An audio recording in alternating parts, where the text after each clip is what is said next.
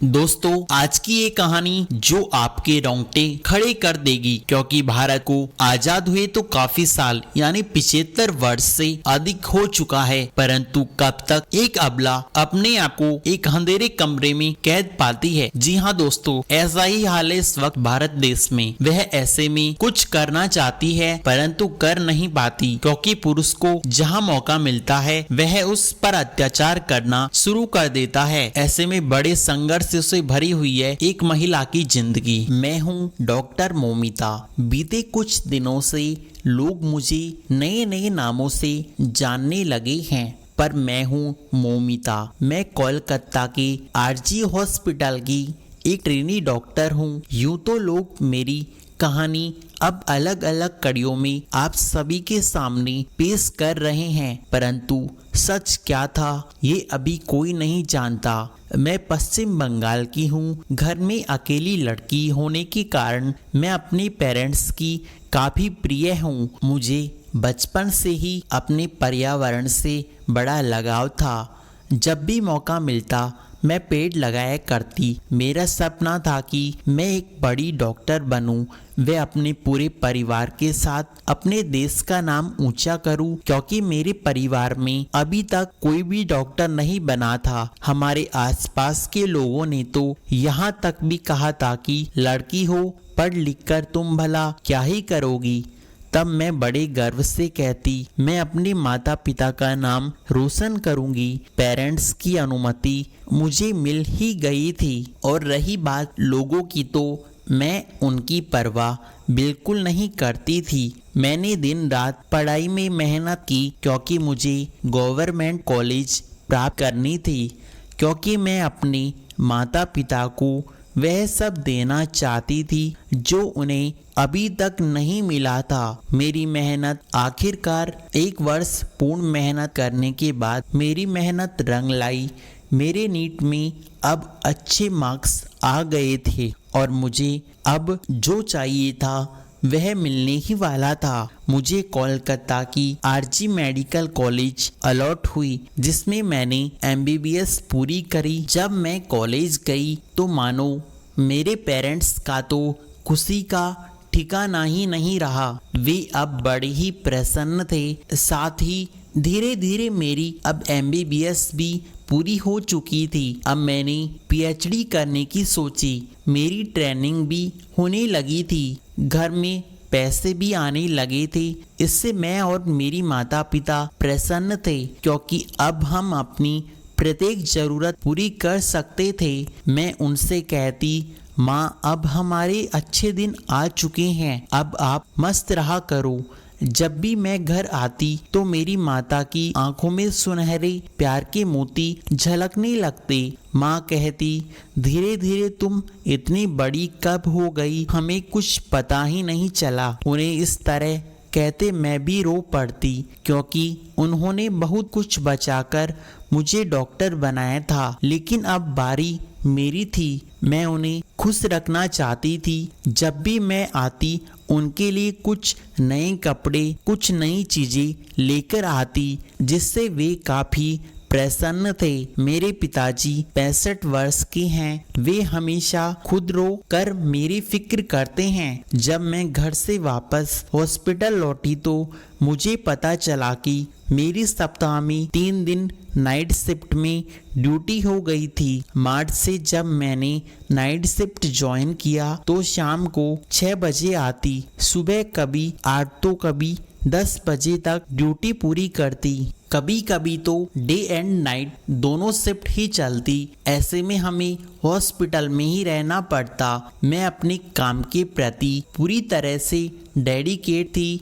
वह पूरा काम ईमानदारी के साथ किया करती थी। अक्सर मैं अपने सीनियर्स को कभी भी किसी भी पेशेंट के साथ ज़्यादा पैसे वसूलते देखती तो कभी उनसे एक्स्ट्रा फीस चार्ज करते देखती, लेकिन सीनियर्स के सामने मैं कभी नहीं बोलती, क्योंकि हमारे seniors and doctor HOD Sandeep Ghosh, जो कि काफी बेईमान और सख्त व्यक्ति थे, इसलिए उनके सामने कोई भी स्टूडेंट ज्यादा नहीं बोलता और उनसे डरते थे। इसलिए कोई भी उनके सामने कुछ नहीं बोलता। सभी को यह तो पता था कि हमारी हॉस्पिटल में बहुत कुछ गलत काम होते हैं, परंतु सब डरते और कोई कुछ नहीं बोलता। सब बातों को दबाकर रखते व मन ही मन जब एक साथ मिलते तो उस बारे में चर्चा किया करते। कोरोना काल के ठीक बाद हमारे आरजी हॉस्पिटल की पुलिस चौकी के एक संजय रॉय नाम का शख्स ज्वाइन करता है और वह सभी डिपार्टमेंट्स के बारे में पूरी जानकारी रखता है। यहाँ तक कि वह गवर्नमेंट दवा की भी कालाबाजारी धीरे धीरे करने लगा, क्योंकि उसके खास थे डॉक्टर संदीप घोष, इसलिए उनसे कोई कुछ नहीं बोलता। साथ ही वह एक नीच व्यक्ति भी था। उसके बाद मैं और मेरी साथी डॉक्टर खाना खाकर पानी पीने चले गए। फिर कुछ डॉक्टर तो सो गए व कुछ पेशेंट्स की देखभाल करने में थे। मैं भी ड्यूटी करके परेशान हो चुकी थी तो मैं सो गई। जहाँ पर हम सभी साथी थे वहाँ पर कोई आ जा नहीं सकता था, क्योंकि वह डॉक्टर स्टाफ्स के लिए था और वह वार्ड से थोड़ा दूर था। पर अब ज़्यादा पेशेंट होने की वजह से हमें वार्ड से उठाकर वहाँ पर शिफ्ट कर दिया। मेरे साथी तो 4 बजे मॉर्निंग पर चले गए वॉक के लिए। मुझे ज़्यादा देर तक सोने की बचपन से ही आदत थी, तो मैं गहरी नींद में सो रही थी। तभी 5 लड़खड़ाते हुए व्यक्ति मेरी ओर बढ़ रहे थे। मुझे नींद में ज़्यादा कुछ पता नहीं था, मैं कुछ पता नहीं कर पाई। वह जैसे ही मुझे उठाने लगा मेरी नींद खुल गई। मैंने कहा, क्या कर रहे हो तुम? कौन हो तुम? कहाँ से आए हो? पर कोई मेरी एक बात नहीं सुन रहा था, क्योंकि सभी शराब के नशे में धुत थे। मैंने देखा कि उसमें संजय रॉय नाम का वो व्यक्ति भी था जिसके बारे में मैं आपको पहले बता चुकी। मैंने बहुत रिक्वेस्ट की पर मेरी कोई बात एक भी सुनने को तैयार नहीं था। मेरी इस हालत पर किसी को तरस नहीं आया। मैं बहुत ज़ोरों से चिल्ला रही थी, किंतु जैसा कि मैंने आपको बताया रूम वार्ड से थोड़ा हटकर था, इसलिए किसी ने भी मेरी आवाज़ नहीं सुनी। मैं उन्हें अपने से दूर करने का भरकस प्रयास कर रही थी, पर मैं चाहकर भी कुछ नहीं कर पाई। मैं बहुत डरी हुई थी, क्योंकि मैं 5 लोगों के सामने कुछ नहीं कर पा रही थी, कुछ बोल भी नहीं पा रही थी, क्योंकि मेरे सपनों की हत्या हो रही थी। मेरे माता पिता, जिनकी पहली और आखिरी उम्मीद सिर्फ मैं थी, उनके सपनों की हत्या हो रही थी। मेरे आंखों के सामने अंधेरा छा गया। बस अपने माता पिता का चेहरा मेरी आंखों की दृष्टि पटल पर बार बार आकर मुझे परेशान कर रहा था। अपनी जिंदगी की रेस में हारने वाली थी। वो 5 मानव रूपी दैत्य मुझे नोचने लगे, मेरा शोषण करने लगे। मैं जोरों से चिल्ला रही थी। पूरा हॉस्पिटल मेरी चिल्लाने की आवाज़ सुनकर गूंज उठा, पर सुनने वाला वहाँ कोई व्यक्ति नहीं था जो मुझे इन दरिंदों से बचा सके। नोचने के दौरान एक शख्स ने मुझे गाल पर लपड़ मारा, जिससे मेरा चश्मा के कांच टूटकर मेरी आंखों में चली गई। आंखों से खून के आंसू बहने लगे। मेरा इतना शोषण हुआ कि मेरे शरीर के साथ साथ मेरी रूह का भी बलात्कार हुआ। ज़्यादा चिल्लाने पर गला घोट दिया गया। मेरी जांघ की हड्डी तोड़ दी गई। मैंने मन ही मन अपने माता पिता को प्रणाम किया। अब अलविदा कहने का वक्त आ चुका था। आखिर डॉक्टर मोमिता ने दुनिया को अलविदा कह दिया। हर दिन जिंदगी व मौत के बीच लड़ रहे पेशेंट्स को जीवन देने वाली एक ट्रेनी डॉक्टर मोमिता अब नहीं रही। उनकी निर्मम हत्या कर दी गई। आखिर मेरे माता पिता इस दुख से किस प्रकार उभर पाएंगे? वे अपनी परेशानी अब किसको बताएंगी?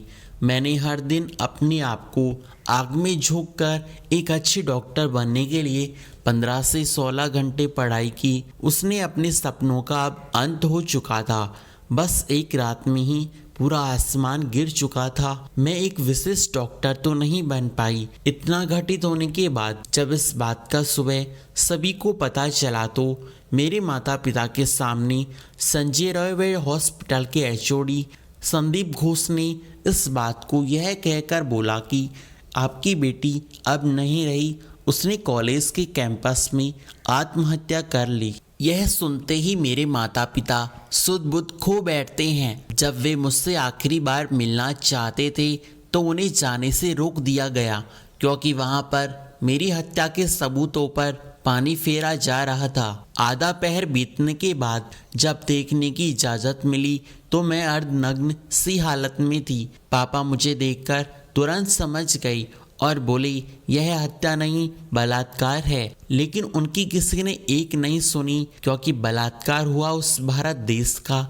जिसमें ऐसे नीच लोग रहते थे। एक बेटी का हॉस्पिटल और कॉलेज कैंपस के स्टूडेंट्स एंड गांव के रिश्तेदार ने जमकर आवाज उठाना शुरू की। इसके बाद पुलिस वहां आती है। सभी पूछताछ के बाद संजय रॉय पकड़ा भी जाता है, परंतु अभी भी बड़े चेहरों का पकड़ा जाना बाकी था।